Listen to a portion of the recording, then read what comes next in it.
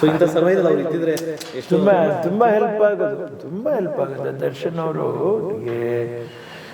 ನಾವೇನು ಹೇಳಕ್ಕೆ ಸಾಧ್ಯ, ಯಾವುದನ್ನ ಮಾತಾಡಲಿ, ತುಂಬ ಸಹಾಯ ಮಾಡಿದ್ರು. ನಾನು ಇನ್ನೊಂದು ಮಾತು ಮುಂದೆ ಬಂದು ನಿಮ್ಮನ್ನೇನು ಕೇಳ್ತಾ ಇದ್ದೀನಿ ಅಂದರೆ, ಚಿತ್ರರಂಗನು ನಿಮ್ಮ ಒಂದು ಅಂಗ ಅಂತ ತಿಳ್ಕೊಳ್ಳಿ. ನಮ್ಮ ಕಂಡೀಷನ್ಸ್ ಹೀಗೆ, ನಿಮ್ಮ ಕಂಡೀಷನ್ಸ್ ಹಾಕಿ, ಕಂಡೀಷನ್ ಹೇಳೋರೆ ಇನ್ನೊಂದು ಗಳಿಗೆನಲ್ಲಿ ಇಲ್ದಿರ ಹೋಗ್ಬೋದು. ನಾವೇನು ಕಂಡೀಷನ್ ಹಾಕೋಕ್ಕಾಗತ್ತೆ?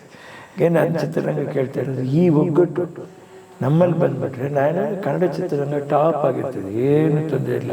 ನಮಗೆ ಏನು ಅನ್ನಿಸ್ತಾ ಇದೆ ಅಂದರೆ, ನಾನು ನೋಡಿದೆ ಈ ಪರಿಸ್ಥಿತಿ, ಕೊರೋನಾನಲ್ಲಿ ಒಂದು ಸಾರಿ ನೋಡಿದ್ವಿ ನಾವು ಈ ಪರಿಸ್ಥಿತಿ, ನಮ್ಮಮ್ಮವರಿದ್ದಾಗ ಅವ್ರು ಹಾಗೆ ಮಾಡಿದರು. ಸೊ ಈ ವಾರದಿಂದ ನಾನು LPG ಪರಿಸ್ಥಿತಿ ನೋಡಿದಾಗ ಎಲ್ಲ ವಾಹಿನಿಗಳಲ್ಲೂ ಪಾಪ ಹೆಣ್ಮಕ್ಳು ಎಲ್ಲರೂ ಕಣ್ಣೀರು ಹಾಕೊಳ್ಳುವಂಥ ಪರಿಸ್ಥಿತಿ. ರಾಜ್ಯದಾದ್ಯಂತ ನಾವು ಮಾಡೋದು ಕಷ್ಟ ಆಗ್ಬೋದು. ನಮ್ಮ ನೆಲಮಂಗಲ ಆದರೂ ಇಲ್ಲಿ ಎಷ್ಟು ಜನ ಇದ್ದಾರೆ ಅಂತ ವಿಚಾರಿಸಿ ಪಾಪ LPG ಅವ್ರಿಗೆ ಮಾತ್ರ ಪಾಪ ಎಮರ್ಜೆನ್ಸಿಗೆ ಆಗಲಿ ಅಂತ ಹೇಳ್ಬಿಟ್ಟು ಪಾಪ ಈ ತೊಂದರೆ ಇದೆ ಅವರಿಗೆ, ಪಾಪ ಊಟಕ್ಕೂ ಕಷ್ಟ ಇದೆ ಅಂದಾಗ ಅದು ನೋಡಿದಾಗ ಮನಸ್ಸಿಗೆ ಹೊಟ್ಟೆ ಹೊಡೆದೋಗುತ್ತೆ. ಅಂದರೆ ಯಾರಾದರೂ ಕೇಳ್ಕೊಂಡ್ರೆ ಈ ಥರ ಕಷ್ಟ ಆಗ್ತಿದೆ ಅಂತ? ಯಾರು ಕೇಳಿ, ನಾನು ಸ್ವಇಚ್ಛೆಯಿಂದಲೇ ಪಾಪ ಅವ್ರಿಗೆ ಮಾಡೋಣ, ಯಾವ ಉದ್ದೇಶವೂ ಇಲ್ಲ. ನಾವು ಸ್ವಲ್ಪ ಆದರೂ ನಾವು ಮಾನವೀಯತೆ ಇರಬೇಕು. ಎಷ್ಟಕ್ಕೋ ಹೋಗ್ತೀವಿ, ಎಲ್ಲೋ ಖರ್ಚು ಮಾಡ್ತೀವಿ, ಆದಾಯ ತೆರಿಗೆ ಕಟ್ತೀವಿ, ಎಲ್ಲೋ ಒಂದು ಕಡೆ ನಾವು ಸರಿ ಇಲ್ಲಿ ಅದು ಕಟ್ಟರೆ ಅದ್ರ ಪಾಡಿಗೆ ಹೋಗುತ್ತೆ. ಇಷ್ಟು ಜನ ಇದ್ದಾರೆ ನಮ್ಮ ಜೊತೆಯಲ್ಲಿ, ಇದು ಯಾವಾಗಲೂ ಆಗಿಲ್ಲ. ಈ ಥರ ಯುದ್ಧದ ಪ್ರಯುಕ್ತ ಹಿಂಗಾಗಿರೋದ್ರಿಂದ ನಮ್ಮಿಂದ ಏನು ಸಾಧ್ಯ ನಾವು ಸ್ಪಂದಿಸಬೇಕು. ಇದು ನಮ್ಮ ತಾಯಿಯವ್ರು ಹೇಳ್ಕೊಟ್ರೋದು ಯಾವಾಗಲೂ. ಯಾವುದೇ ಯಾರಿಗೂ ವಿರೋಧವಾಗೋ ಇಲ್ಲ ನಾನು ಹಿಂಗೆ ಮಾಡ್ತೀನಿ ನೋಡೋದಿಲ್ಲ, ಏನೂ ಇಲ್ಲ ನಮ್ಗೆ ಆ ಥರದ್ದು ಯಾವ ಆಸೆನೂ ಇಲ್ಲ. ಇದು ಯಾವತ್ತೂ ಯಾರನ್ನೂ ಇದು ಬೈಯೋದಿಲ್ಲ ಬಿಡಿ, ಅದು ಯಾವ ಸರ್ಕಾರ ಆಗಲಿ. ಆಮೇಲೆ ಇಂಥ ಸಮಯದಲ್ಲಿ ನನಗೆ ನೆನಪಾಗೋದೇನಪ್ಪ ಅಂದರೆ, ಈಗ ಚಿತ್ರನಟರಲ್ಲಿ ಆಟೋ ಡ್ರೈವರ್ ಅಂದರೆ ಎಸ್ಪೆಷಲಿ, ಸೊ ಆಟೋ ಡ್ರೈವರ್ ಪ್ರತಿಯೊಂದು ಬ್ಯಾಕ್ ಸೈಡಲ್ಲೂ ಕಾಣಿಸೋದು ದರ್ಶನ್ ಅವರು. ಸೊ ಇಂಥ ಸಮಯದಲ್ಲಿ ಅವ್ರು ಇದ್ದಿದ್ರೆ ಎಷ್ಟು ತುಂಬ ಹೆಲ್ಪ್ ಆಗೋದು ದರ್ಶನ್ ಅವರು. ನಾವೇನು ಹೇಳಕ್ಕೆ ಸಾಧ್ಯ, ಯಾವುದನ್ನು ಮಾತಾಡಲಿ, ತನಗೆ ಒಳ್ಳೆ ಮನಸ್ಸಿದೆ ಅನ್ನುವಂಥದ್ದನ್ನ ನಾವು ಹೇಳ್ಬೋದು. ಉಳಿದಿದ್ದು ನಮ್ಗೆ ಹೇಳೋಕ್ಕೆ ಯಾವ ಅಧಿಕಾರನೂ ನಮಗಿರೋಲ್ಲ. ಆಮೇಲೆ ಏನೋ ಮಾತಾಡಿದ್ರೆ ತಪ್ಪಾಗಿ ಹೋಗುತ್ತೆ ಪಾಪ.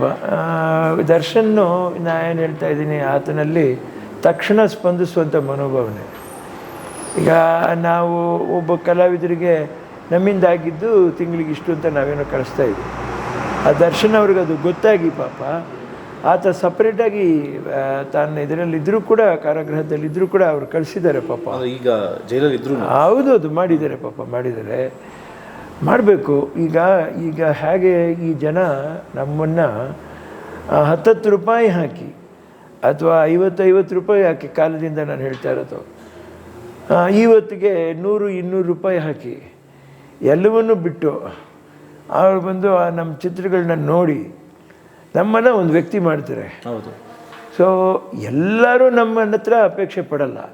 ಬಟ್ ಅದರಲ್ಲಿ ಕೆಲವು ಈ ಥರ ಆಟೋ ಚಾಲಕರು ಆಗಲಿ, ಹೋಟ್ಲಲ್ಲಿರ್ತಕ್ಕಂಥ ರೂಮ್ ಬಾಯ್ಸ್ ಆಗಲಿ, ಬಡ ರೈತರೇ ಆಗಲಿ, ಹೆಚ್ಚು ಕಡಿಮೆ ಆದಾಗ ನಮ್ಮಿಂದ ಏನು ಸಾಧ್ಯ ಅನ್ನುವಂಥದ್ದು ನಾವು ಯೋಚನೆ ಮಾಡೋಣ. ಅದೇನು ಕೆರೆಯ ನೀರನ್ನು ಕೆರೆಗೆ ಚೆಲ್ಲಿ ಅಂತ ಕಾಲದಲ್ಲಿ ಪುರಂದರದಾಸರು ಹೇಳಿದರು.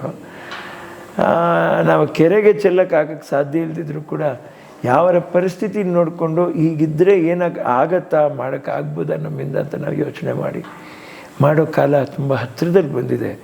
ಯಾರಿಗೆ ಏನು ಕಾದಿದೆ ನಾಳೆ ಬೆಳಗ್ಗೆ ಅಂತ ನಮಗೆ ಗೊತ್ತಿಲ್ಲ, ಮತ್ತೊಂದು ಗಳಿಗೆಯಲ್ಲಿ ಏನಾಗಿದೆ ಅಂತ ನಮಗೆ ಗೊತ್ತಿಲ್ಲ. ಕಾಲ ಅವಕಾಶ ಇದ್ದಾಗ ಈ ಥರ ಪರಿಸ್ಥಿತಿ ಬಂದಾಗ ಸಾಧ್ಯವಾದಷ್ಟು ಏನು ನಾವು ಮಾಡೋಕ್ಕಾಗುತ್ತೋ ಮಾಡೋದು ಒಳ್ಳೆಯದು ಅನ್ನುವಂಥದ್ದು ನನ್ನ ಮನೋಭಾವನೆ ಅಷ್ಟೇ. ಈ ಥರ ಸಹಾಯ ಮಾಡುವಾಗ ನಿಮಗೆ ಅಮ್ಮ ನೆನಪಾಗ್ತಾರ? ಯಾಕೆಂದರೆ ಅವರು ಆಗಿನ ಗುಣ ಇದನ್ನು ನಾನು ಮಾಡಿಲ್ಲ, ಇದು ನಮ್ಮ ಅಮ್ಮನೇ ಮಾಡಿಸಿರೋದು ನನ್ನ ಕೈಲಿ. ನಾನೆಲ್ಲಿ ಮಾಡೋಕ್ಕಾಗತ್ತೆ? ನನಗೆ ಯಾವುದು ತೋರಿಸ್ದಿಲ್ಲ ಸಂತೋಷದಲ್ಲಿ ಬೆಳೆಸ್ಬಿಟ್ರು ಅವರು.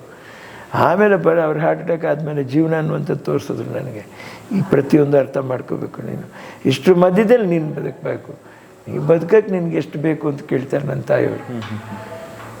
ಮಾಡಿ ಮುಗಿಸಿ ಮಣ್ಣಿಗೆ ಹೋಗೋಕ್ಕೆ ಎಷ್ಟು ಬೇಕು ನಿನಗೆ? ಏನು ಮಾಡಿದ್ರೆ ಉಳಿಯಲ್ಲ. ಇನ್ನೊಂದು 10 ಲಕ್ಷ ಖರ್ಚು ಮಾಡಿದ್ರೆ ಇನ್ನೊಂದು 2 ವರ್ಷ 3 ವರ್ಷ ಜಾಸ್ತಿ ಉಳಿಬೋದು ನೀನು ಅಷ್ಟೇ. ಅಲ್ಲಿಗೆ ಮುಗಿಸ್ಕೊಂಡು ಹೋಗೋಕ್ಕೆ ನಿನಗೆ ಎಷ್ಟು ಬೇಕು ಜೀವನದಲ್ಲಿ ಅಷ್ಟು ನೋಡ್ಕೊ. ಯಾರಿಗೆ ನೀನು ಕೊಡಬೇಕಾಗಿದೆಯಾ ಬಾಕಿ ಎಲ್ಲ ಕೊಟ್ಬಿಡು. ಇಷ್ಟೇ ನಂದು ಅಂತಂತ ಹೇಳ್ಬಿಟ್ಟು ಪ್ರಾರಂಭದಲ್ಲಿ ಹೇಗಿದ್ದೆ ಆ ಮಟ್ಟಕ್ಕೆ ಇಳಿದ್ಬಿಡು. ನಿನಗೆ ನೆಮ್ಮದಿಯೇ ಇರುತ್ತೆ, ಜೀವನ ಹಗುರಾಗೋಗುತ್ತೆ ಅಂತಂತ ಹೇಳಿದ್ರು ಅವರಮ್ಮ. ಅದಷ್ಟೇ ನಾನು ಮಾಡ್ತೀನಿ. ಅಣ್ಣ ಈಗ ಆಟೋ ಡ್ರೈವರ್ಗೆ ಎಸ್ಪೆಷಲಿ ಏನು ಹೇಳಕ್ಕೆ ಇಷ್ಟಪಡ್ತೀರಾ ಈ ಥರ ಕಷ್ಟದಲ್ಲಿ? ಏನು ನುಡಿಮುತ್ತುಗಳು? ಇಲ್ಲ, ಒಂದು ಕಡೆ ಈಗ ಆಟೋ ಪರ್ಚೇಸ್ ಮಾಡುವಾಗ ಪಾಪ ಯಾವುದು ನಾನು ಇಂಡಸ್ಟ್ರಿಯಲಿಸ್ಟ್ಗೆ ತೊಂದರೆ ಆಗಬೇಕು ಅಂತ ನಾನು ಹೇಳ್ತಾ ಇಲ್ಲ. ಕನ್ವರ್ಟಬಲ್ ಟೈಪು ಗಾಡಿಗಳು ತೊಗೊಳ್ಳಿ ಎಮರ್ಜೆನ್ಸಿಗೆ. ಒಂದು ಕಡೆ ನಿಮಗೆ ಅದು ಗ್ಯಾಸು ಅದು ಆಗುತ್ತೆ, ಅದಾಗುತ್ತೆ. ಕನ್ವರ್ಟಬಲ್ ಟೈಪು ಇಲ್ಲ ಪೆಟ್ರೋಲು, ಇಲ್ಲ ನೆಕ್ಸ್ಟ್ ಆಪ್ಷನ್ ಹೋಗುವಂಥದ್ದು ಎಲೆಕ್ಟ್ರಿಕ್ಕಿಗೆ ಹೋಗಿ ಆಮೇಲೆ ಮೇಂಟೆನೆನ್ಸ್ ಚೆನ್ನಾಗಿ ಅರ್ಥ ಮಾಡ್ಕೊಳ್ಳಿ. ಗಾಡಿ ಮೇಂಟೆನೆನ್ಸ್ ಚೆನ್ನಾಗಿಡ್ಬೇಕದನ್ನ ಇಟ್ಟಾಗ ನಿಮ್ಗೆ ಎಲೆಕ್ಟ್ರಿಕ್ ಕೂಡ ನಿಮ್ಗೇನು ಮೋಸ ಆಗೋದಿಲ್ಲ. ಸೊ ಮುಂದೆ ಹೋಗುವಂಥದ್ದು ಅದಕ್ಕೆ ಹೋಗಿ. ಈಗಿರುವಂಥ ಈ ಪರಿಸ್ಥಿತಿಗೆ ಈಗ LPG ಏನಿದೆಯೋ ಅದಕ್ಕೆ ಅಟ್ಲೀಸ್ಟ್ ಕನ್ವರ್ಟಬಲ್ ಕಿಟ್ ಆದರೂ ಹಾಕಿಬಿಟ್ಟು ಸ್ವಲ್ಪ ಪೆಟ್ರೋಲ್ನಲ್ಲಿ ಅವ್ರು ಓಡಿಸ್ಕೊಳ್ಳುವಂಥದ್ದನ್ನು ಪರ್ಯಾಯ ವ್ಯವಸ್ಥೆ ದಯವಿಟ್ಟು ಮಾಡಿಕೊಡಿ. ಅದು ನನಗೇನು ಅನ್ನಿಸ್ತದೆ, ಕಂಪ್ನಿಗೆ ನಾನು ಅದು ಮನವಿ ಮಾಡ್ತಾಯಿದ್ದೀನಿ. ಯಾಕಂದರೆ ಅವರು ನಿಮಗೆ EMI ಕಟ್ಟಬೇಕೆಲ್ಲ ಕಟ್ಟಬೇಕು ಅಂದರೆ ಗ್ಯಾಸ್ ಇಲ್ಲ ಅಂದರೆ ಹಿಂಗೆ ಕಾಯ್ಕೊಂಡು ಕೂತ್ಕೊಂಡ್ಬಿಟ್ಟು ಕಷ್ಟ ಆಗುತ್ತೆ. ಕನ್ವರ್ಟಬಲ್ ವಿತ್ ಪೆಟ್ರೋಲ್ ಹೋಗುವಂಥದ್ದು ಏನಾದರೂ ಮಾಡೋಕ್ಕಾಗತ್ತಾ ಇಂಜಿನಿಯರಿಂಗಲ್ಲಿ? ಅದನ್ನು ಕೇಳ್ತಾ ಇದ್ದೀನಿ ನಾನು. ಅಲ್ಲ, ಇವಾಗ ಬರ್ತಿರೋದೆಲ್ಲ CNG ಬರ್ತಾ ಇದೆ, ಮುಂಚೆ ಇದ್ದದ್ದು ಮಾತ್ರ ಸ್ವಲ್ಪ. ಅದನ್ನೇ ಹೇಳ್ತಾ ಇರೋದು. ಈಗ ಮುಂಚೆ ಇದ್ದಿದ್ದು ಅದನ್ನು ಇಟ್ಕೊಂಡು ಸಾವಿರಾರು ಜನ, ಕೋಟ್ಯಾಂತರ ಜನ ಇದ್ದಾರಲ್ರಿ. ಅದಕ್ಕೆ ಏನಾದರೂ ಕನ್ವರ್ಟಬಲ್ ಕಿಟ್ ಆದರೆ ಚೆನ್ನಾಗಿರುತ್ತೆ. ಇಟಾಲಿಯನ್ ಕಿಟ್ ತರೋದು, ಯಾವುದಾದ್ರೂ ಒಳ್ಳೆ ಕಿಟ್ ಇದ್ದರೆ ಕನ್ವರ್ಟಬಲ್ ಪೆಟ್ರೋಲ್ನಲ್ಲಿ ಒಂದಷ್ಟು ದೂರ ಓಡೋ ಥರನೇ ಮಾಡಬೇಕಾಗಿತ್ತು. ಅದು ಎಲ್ಲ ಒಂದು ಕಡೆ ಪ್ಯೂರ್ LPG ಅಂತ ಹೋಗ್ಬಿಟ್ಟು ಕೂತ್ಕೊಂಡು ಅದು ಸ್ವಲ್ಪ ತೊಂದರೆ ಆಯ್ತು ಪಾಪ. ನಾವು ಯಾರು ಎದುರು ನೋಡಲಿಲ್ಲ ಇದು. ಈಗ ಎಸ್ಪೆಷಲಿ ಮನೆಯವರು ಅಂದರೆ ರೆಸಿಡೆನ್ಷಿಯಲ್ಲೂ ಸಹ ಇದು ಬರ್ತಾ ಇಲ್ಲ, ಗ್ಯಾಸ್ ಬರ್ತಾ ಇಲ್ಲ ಅಂದರೆ ಒಂದು ತಿಂಗಳಿಗೆ ಒಂದೇ ಒಂದು ಈ ಥರದ್ದೇನೋ ಕಂಡೀಷನ್ಸ್ ಎಲ್ಲ ಇದೆ. ಹೌದೌದು. ನೀವು ಈ ಟ್ರೆಡಿಷ್ನಲ್ ಮೆಥಡಲ್ಲಿ ಏನು ಮಾಡೋಕ್ಕಾಗತ್ತೆ ನೋಡಿರಿ. ವಿದ್ಯುತ್ ಬಿಲ್ ಜಾಸ್ತಿ ಆಗುತ್ತೆ ಅಂತ ಭಾವನೆ ಬಂದರೆ ವಿದ್ಯುತ್ತಲ್ಲಿ ಏನು ಮಾಡ್ಕೋಬೇಕು ಅಷ್ಟು ಮಾಡ್ಕೊಳ್ರಿ. ಆಮೇಲೆ ಈ ಆಹಾರದ ಪದ್ಧತಿನ ಬದಲಾಯಿಸ್ಕೊಳ್ರಿ. ಮಾಮೂಲಿ ರೈಸ್ ಐಟಮ್ಸು ಬೇಜಾರು ಮಾಡ್ಕೊಳ್ಳಲ್ಲ ಅಂದರೆ ಏನು ವಿನೋದ್ ರಾಜ್ ಅವರು ಗತಿ ಕೆಟ್ಟವ್ರ ಥರ ಮಾತಾಡ್ತಾರೆ ಅಂತ ಅನ್ಕೊಂಬೇಡ್ರಿ. ಅಂಗಡೀಲಿ ಒಳ್ಳೆ ನುಚ್ಚು ಸಿಕ್ಕತ್ತೆ, ತಗೊಂಬನ್ರಿ, ಬೇಗ ಬೇಯ್ತದೆ. ಹೌದು, ಗ್ಯಾಸ್ ಉಳಿಸ್ಬೋದು. ಒಂದು ಎಲೆಕ್ಟ್ರಿಕ್ ಇಂಡಕ್ಷನ್ ಸ್ಟವ್ ಇದ್ದರೂ ಕೂಡ ಮೇಲೆ ಪ್ರೆಷರ್ ಕುಕ್ಕರ್, ರೈಸ್ ಕುಕ್ಕರ್ ಇಟ್ಕೊಂಡು ಅದನ್ನು ಮಾಡ್ಕೊಳ್ಳಿ. ಇನ್ನು ಮಾಡಿ ಮೇಲೆ ಟೆರೆಸ್ ಇದೆಯೋ ಅಥವಾ ಮನೆ ಹಿಟ್ಲತ್ರ ಸ್ವಲ್ಪ ಜಾಗ ಇದೆಯೋ 3 ಇಟ್ಟಿಗೆ ಕಲ್ಲು ಹಾಕ್ಕೊಂಡು ಸ್ವಲ್ಪ ಇರೋದ್ರಲ್ಲಿ ಅಂಗಡಿಗೆ ಹೋಗ್ಬಿಟ್ಟು ಸಾವಿರ ದುಡ್ಡು ಯಾವುದಾದ್ರು ಇದ್ದರೆ ನೀವು ರೀಪರ್ಗಳು ತೊಗೊಂಡ್ಬಿಟ್ಟು ಸ್ವಲ್ಪ ಹತ್ತಿಸ್ಕೊಂಡು ಹೆಂಗಾದರೂ ಒಲೆ ಬೇರೆ ಇದ್ಮೇಲೆ ಮಾಡ್ಕೊಳ್ಳೋಂಥದ್ದೊಂದು ಮಾಡಿರಿ. ಇನ್ನು ಬೇರೆ ಪರ್ಯಾಯ ವ್ಯವಸ್ಥೆ ನಾವು ಹುಡ್ಕೊಳ್ಳೇಬೇಕು. ಈಗ ಗ್ಯಾಸ್ ಇಲ್ದಂಗೆ ಏನೆಲ್ಲ ಮಾಡೋಕ್ಕೆ ಸಾಧ್ಯನೋ ಅದನ್ನೆಲ್ಲ ಯೂಸ್ ಮಾಡಿ ಪ್ರಯತ್ನ ಪಟ್ಟು ಮಾಡಿರಿ, ದಯವಿಟ್ಟು ಮಾಡಿರಿ, ಬೇಜಾರು ಮಾಡ್ಕೊಂಬಿಡ್ರಿ. ಓಕೆ, ಈಗ ಈ ಇಂಡಸ್ಟ್ರಿ ವಿಚಾರಕ್ಕೆ ಬಂದರೆ, ಯಾಕೆಂದರೆ ನಿಮ್ಮ ಅದ್ರ ಬಗ್ಗೆ ಕೇಳಲೇಬೇಕು, ನೀವು ಇಂಡಸ್ಟ್ರಿ ಅವ್ರು ಆಗಿದ್ದವರಿಂದ. ಈ ಕನ್ನಡ ಇಂಡಸ್ಟ್ರಿಯಲ್ಲಿ ಸಿನಿಮಾಗಳು ತೆಗೆಯೋದೇ ಕಷ್ಟ, ತೆಗೆದ್ಮೇಲೆ ಅದನ್ನ ಓಡಿಸೋದು ಇನ್ನೂ ಕಷ್ಟ. ಸೊ ಈ ಥರ ಪರಿಸ್ಥಿತಿ ಇದೆ. ಅದರಲ್ಲಿ ಕೆಲವು ನಟರು, ಸ್ಟಾರ್ ನಟರುಗಳು ಅಂತ ಬಂದಾಗ ಒಂದಿಷ್ಟು ನಟರುಗಳಿದ್ರು. ಅದರಲ್ಲಿ ಅವ್ರ ಸಿನಿಮಾಗಳು ಬಂದರೆ ಮಾತ್ರ ಬೇರೆಯವ್ರಿಗೆ ಕೆಲಸ ಸಿಗುತ್ತೆ. ಅಂದರೆ ಸ್ಟಾರ್ ಸಿನಿಮಾಗಳು ಬಂದಾಗ ಪಾಪ ಇರುತ್ತೆ. ನಾನು ಫಸ್ಟು ಇಂಡಸ್ಟ್ರಿನಲ್ಲಿ ಇವತ್ತಿನ ತಲೆಮಾರಿನ ಉದಯೋನ್ಮುಖ ಕಲಾವಿದರು, ಆಮೇಲೆ ಬೆಳೆದು ನಿಂತಿರುವಂಥ ಕಲಾವಿದರು ಎಲ್ರಿಗೂ ನಾನು ಹೇಳ್ಕೊಡ್ತಾ ಇರೋದೇನು ಅಂದರೆ ಒಗ್ಗಟ್ಟಾಗ್ರಿ. ಒಗ್ಗಟ್ಟಲ್ಲಿ ಬಲ ಇದೆ. ಇವತ್ತು ಈ ಕದನ ವಿರಾಮ ಆಗೋಕ್ಕೋಸ್ಕರ ಕೂಡ ಏನು ಕಾರಣ ಅಂತ ನೀವು ತಿಳ್ಕೊಳ್ರಿ ದಯವಿಟ್ಟು. ನಾನು ಈ ಮಾತು ಹೇಳ್ತಾ ಇದ್ದೀನಿ. ಇರಾನ್ನ ಮಹಿಳೆಯರು, ಪುರುಷರು ಇಬ್ಬರು ಸೇರಿಕೊಂಡು ಬಾವುಟನ್ನು ತಗೊಂಡು ನಮ್ಮೆಲ್ಲ ಹಾಕ್ತೀರಾ ಬಾಂಬ್ ಹಾಕಿ ಅಂತಂದರೆ ಬಾವುಟ ಎಳೆದು ಆಕಾಶ ಅಡೋಣ ನಿಂತ್ಕೊಂಡ್ರಲ್ಲ, ಅಲ್ಲಿ ಕದನ ವಿರಾಮ ಆಗೇ ಆಗೋಯ್ತು. ನಮ್ಮನ್ನು ತಗೊಂಡು ನೀವೇನಾದರೂ ಮಾಡ್ಕೊಳ್ಳಿ ಅಂತ ಹೇಳಿದಾಗ ನಿಮ್ಮನ್ನು ತಗೊಳ್ಳುವಂಥ ಕೆಲಸ ಇವತ್ತು ಪ್ರಪಂಚ ಮೆಚ್ಚಲ್ಲ ಅನ್ನುವಂಥದ್ದೇ. ಆ ಕದನ ವಿರಾಮ ಅದಕ್ಕೋಸ್ಕರನೇ ಬಂದು. ಯಾರು 108 ಹೇಳ್ಕೊಬೋದು, ನಮ್ಮ ಕಂಡೀಷನ್ಸ್ ಹೀಗೆ, ನಿಮ್ಮ ಕಂಡೀಷನ್ಸ್ ಹಾಗೆ. ಕಂಡೀಷನ್ ಹೇಳೋರೇ ಇನ್ನೊಂದು ಗಳಿಗೆನಲ್ಲಿ ಇಲ್ದಿರ ಹೋಗ್ಬೋದು. ನಾವೇನು ಕಂಡೀಷನ್ ಹಾಕೋಕ್ಕಾಗತ್ತೆ? ಏನು ನಾನು ಚಿತ್ರರಂಗ ಕೇಳ್ತಾ ಇರೋದು, ಈ ಒಗ್ಗಟ್ಟು ನಮ್ಮಲ್ಲಿ ಬಂದುಬಿಟ್ರೆ ನಾನು ಕನ್ನಡ ಚಿತ್ರರಂಗ ಟಾಪ್ ಆಗಿರ್ತದೆ, ಏನು ತೊಂದರೆ ಇಲ್ಲ. ಇವತ್ತು ಒಂದು ತಿಳ್ಕೊಳ್ಳಿ, ವಿನೋದ್ ರಾಜ್ ಏನೋ ಮುಟ್ಟಾಳ ಹೇಳ್ತಾ ಇದ್ದಾನೋ ಅಥವಾ ಒಂದು ಅರಿವಿಗೆ ಹೇಳ್ತಾ ಇದ್ದಾನೋ ಅಂತ ತಿಳ್ಕೊಳ್ರಿ ಅಷ್ಟೇ. ನಾನೇನು ನನಗೇನು ಗೊತ್ತಿದೆ ಅಂತ ನಾನು ಮಾತಾಡ್ತಾ ಇಲ್ಲ.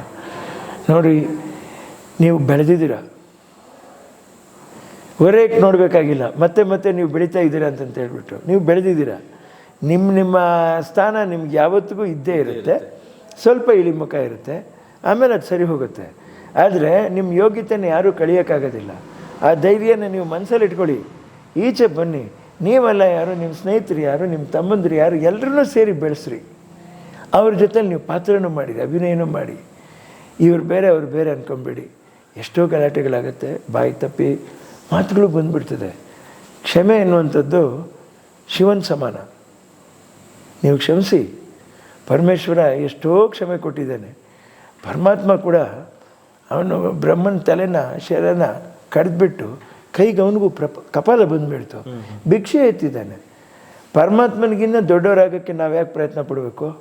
ನಾನೇ ಕೆಳಗೆ ತಲೆ ಬಗ್ಬೇಕು ಅಂತ ಹೇಳಲೇಬೇಡಿ. ಶಿವನೇ ತಲೆ ಬಗ್ಗೆ ಬ್ರಹ್ಮಕಪಾಲ ಹಿಡ್ಕೊಂಡು ಭಿಕ್ಷೆ ಬಿಡಿದ್ದಾನೆ. ಯಾಕಂದರೆ ಇಲ್ಲ ಒಂದು ಕಡೆ ಅವನಲ್ಲಿ ಕೂಡ ಅಹಂ ಇದ್ದಿದ್ದಕ್ಕೇ ಆ ಕಪಾಲ ಕೈಗೆ ಸಿಕ್ತು. ಯಾರಿಗೂ ಕೋಪದಲ್ಲಿ ಶಿರಚ್ಛೇದನ ಮಾಡುವಂಥ ಒಂದು ಅಧಿಕಾರ ಆ ಕಾಲದಲ್ಲೇ ಧರ್ಮ ಕೊಟ್ಟಿಲ್ಲ. ಈ ಕಾಲದಲ್ಲಿ ನಾವು ಯಾಕೆ ಅಷ್ಟು ಒಂದು ಅಹಂಕಾರಕ್ಕೆ ತಲುಪಬೇಕು ಜೀವನದಲ್ಲಿ? ಬೇಡ, ಅದು ಬಿಟ್ಬಿಡೋಣ. ಬಿಟ್ಬಿಟ್ಟು ನಾವು ಎಲ್ಲರೂ ಒಂದೇ ಅನ್ನುವಂಥದ್ದು ಭಾವನೆಯಲ್ಲಿ ಬರೋಣ. ನಾ ಯಾಕೆ ಈ ಮಾತು? ಕರ್ನಾಟಕದ ಹಿತಕ್ಕೋಸ್ಕರ, ಕನ್ನಡ ಚಿತ್ರರಂಗದ ಹಿತಕ್ಕೋಸ್ಕರ, ಅಲ್ಲಿ ಕೆಲಸ ಬ್ಯಾಕ್ ಸೈಡಲ್ಲಿ ಕೆಲಸ ಮಾಡೋಂಥ ಕೆಲಸಗಾರರಿಗೋಸ್ಕರ ಇಷ್ಟು ಹೇಳಿ ನೀವೇ ಎಲ್ಲಿಗೂ ಹೋಗಲ್ಲಲ್ಲ ವಿನೋದ್ ರಾಜ್ ಅವರೇ ಅಂತಾನೆ. ನಾನು ಎಲ್ಲೂ ಹೋಗದೇ ಇರುವಂಥ ಪರಿಸ್ಥಿತಿ ನನಗಾಗಿದೆ, ಅದಕ್ಕೆ ನಾನು ಹೋಗ್ತಾ ಇಲ್ಲ. ನಾನು ಎಲ್ಲ ಲೆಕ್ಕನೂ ನೋಡೋನು ನಾನೇನೆ, ಎಲ್ಲನೂ ನಾನೇನೆ. ನನ್ನ ಬಟ್ಟೆ ನಾನೇ ಒಗಿತೀನಿ, ನನ್ನ ಮುಸ್ರೆ ನಾನೇ ತೆಗ್ತೀನಿ. ಎಷ್ಟು ಜನಗಳಿಗೆ ತೊಂದರೆ ಕೊಡೋಕ್ಕಾಗಬಾರ್ದು ಅಷ್ಟನ್ನು ನಾನು ಪ್ರಯತ್ನಪಟ್ಟು ನಾನು ಮಾಡ್ತಾನೆ ಇರ್ತೀನಿ ನನ್ನ ಕೆಲಸನ. ಮತ್ತೊಂದೇ ಒಂದು ಕಿವಿ ಮಾತು, ಒಳ್ಳೆ ಮಾತು, ಅದಕ್ಕೆ ನನಗೆ ಗೊತ್ತಿಲ್ಲ. ಈ ಕಿರುತೆರೆ ತುಂಬಾ ನೀವು ಸಹಾಯ ಮಾಡಿದ್ದೀರ ನಮ್ಮ ಕಲಾವಿದರಿಗೆ, ತುಂಬ ಸಹಾಯ ಮಾಡಿದ್ದೀರಿ. ನಾನು ಇನ್ನೊಂದು ಮಾತು ಮುಂದೆ ಬಂದು ನಿಮ್ಮನ್ನೇನು ಕೇಳ್ತಾ ಇದ್ದೀನಿ ಅಂದರೆ, ಚಿತ್ರರಂಗನೂ ನಿಮ್ಮ ಒಂದು ಅಂಗ ಅಂತ ತಿಳ್ಕೊಳ್ಳಿ. ಚಿತ್ರರಂಗದ ಬೇರೆ ಕಲಾವಿದರು, ಈಗ ಕೆಲವು ಕಲಾವಿದರು ಇದ್ದಾಗ ಅವ್ರಿಗೆ ಅವಕಾಶಗಳಿರುತ್ತೆ, ಅವರಿಲ್ಲದಿದ್ದಾಗ ಅವ್ರಿಗೆ ಅವಕಾಶ ಇರೋಲ್ಲ. ನಾನು ಕೈ ಮುಗಿದು ಕೇಳ್ಕೊತಾ ಇದ್ದೀನಿ, ಎಲ್ಲರಿಗೂ ಅವಕಾಶ ಕೊಡಿ. ಅವಕಾಶ ವಂಚಿತರಾಗಿರ್ತಕ್ಕಂಥ ಎಲ್ಲರಿಗೂ, ಚಿತ್ರರಂಗದವ್ರಿಗೆ ನೀವು ಅವಕಾಶ ಕೊಡ್ರಿ, ದಯವಿಟ್ಟು ಕೊಡ್ರಿ, ಸೃಷ್ಟಿ ಮಾಡಿರಿ. ಎಲ್ಲ ಇದೆ, ಕಲರ್ಸ್ ಇದೆ, ಝೀ ಇದೆ, ಉದಯ ಇದೆ, ದೂರದರ್ಶನ್ ಇದೆ. ಅಲ್ಲಿ ಕೂತ್ಕೊಂಡು ನೀವು ಯಾಕೆ ಒಂದೇ ಥರವಾದ ಒಂದು ಇದನ್ನು ಕೊಡ್ತೀರಾ? ಬದಲಾವಣೆ ಕೊಡಿ. ನಿಮಗೆ ಕಾಂಪಿಟೇಷನ್ ಎಲ್ಲ ಚಾನಲ್ಗಳು ಬಂದಿದೆ, ಕೊಡ್ರಿ. ನಾನು ಕುಮಾರಣ್ಣವರ ಇದನ್ನು ಕಸ್ತೂರಿನ ಕೂಡ ನಾನು ಕೈ ಮುಗಿದು ಕೇಳ್ಕೊತಾ ಇದ್ದೀನಿ, ಮಾಡಿಬಿಟ್ಟು ಅವಕಾಶ ಕೊಡಿ, ಧಾರಾವಾಹಿಗಳಿಗೆ ಅವಕಾಶ ಕೊಡಿ, ಬೆಳೀಲಿ, ನಮ್ಮ ಜನ ಬೆಳೀಲಿ. ಅದಕ್ಕೆ ನಾನು ಕಿರುತೆರೆನೂ ಬೆಳಿತೆರೆನೂ ಎರಡನ್ನೂ ಪಕ್ಕದಲ್ಲಿ ಅಣ್ಣ ತಮ್ಮಂದಿರ ಥರ ನೀವು ಬಂದಾಗ ಚಿತ್ರರಂಗ ನಿಜವಾಗ್ಲೂ ಸುಭಿಕ್ಷವಾಗಿರುತ್ತೆ. ಇಲ್ಲಿ ಕೆಲಸ ಇದ್ದಿದ್ದಾಗ, ಇಲ್ಲದೆ ಇದ್ದಾಗ ಅಲ್ಲಿ ಮಾಡ್ತಾರೆ, ಅಲ್ಲಿ ಒಂದು ಸ್ವಲ್ಪ ಇದ್ದಾಗ ಇಲ್ಲೂ ಬರ್ತಾರೆ. ಅವರು ಚಿತ್ರರಂಗದಲ್ಲಿ ಬಂದರೂ ಮತ್ತೆ ನಿಮಗೆ TRP ಇನ್ಕ್ರೀಸ್ ಆಗುತ್ತೆ. ಆ ಮೈಂಡಲ್ಲಿ ಇಡಿ. ನೀವು ಹೇಳಿ ಬಿಸ್ನೆಸ್ ಮೈಂಡ್ ಇದ್ದ ಬಿಸ್ನೆಸ್ ಮೈಂಡು. ಯಾವ್ದು ಬಿಸ್ನೆಸ್ ಮೈಂಡು? ಒಬ್ಬನ ಬೇಡ ಅನ್ನುವಂಥದ್ದು ಬಿಸ್ನೆಸ್ ಮೈಂಡ್ ಅಲ್ಲ, ಅದು ಮೈಂಡ್ ಆಫ್ ಲಾಸ್. ಬೇಡದಿರೋರನ್ನು ಇಟ್ಕೊಳ್ಳುವಂಥದ್ದನ್ನೇ ಪ್ರಾಫಿಟ್ಟು. ಹೌದಲ್ವಾ? ಹೇಳಿ. ಓಕೆ, ತುಂಬ ಥ್ಯಾಂಕ್ಸ್. ಒಳ್ಳೆಯದಾಗಲಿ. ಇದೇ ಥರ ಇದು ಇನ್ನಷ್ಟು ಶಕ್ತಿ ಕೊಡಲಿ, ಇದೇ ಥರ ಸಹಾಯ ಮಾಡೋಂಥ ಶಕ್ತಿ ಕೊಡಲಿ, ಆರೋಗ್ಯ ಕೊಡಲಿ. ಒಳ್ಳೆಯದಾಗಲಿ. Thank you.